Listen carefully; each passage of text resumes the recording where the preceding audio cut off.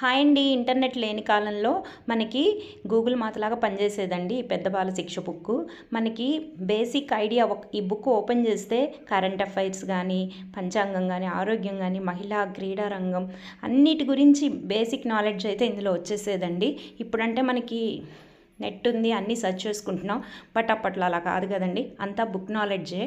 అందుకే అప్పుడు బుక్స్ బాగా కొనేవాళ్ళండి అందరూ. ఈ పిల్లలు ఉన్న వాళ్ళ అందరూ ఈ బుక్ కొంటారండి, పెద్ద బాల శిక్ష. దీంట్లో అన్నీ ఉంటాయండి. మనకి వేమన శతకాలు, పొడుపు కథలు, అష్టాదశ పురాణాలు, వీటి గురించి అంత క్లియర్ ఇన్ఫర్మేషన్ ఉంటుంది.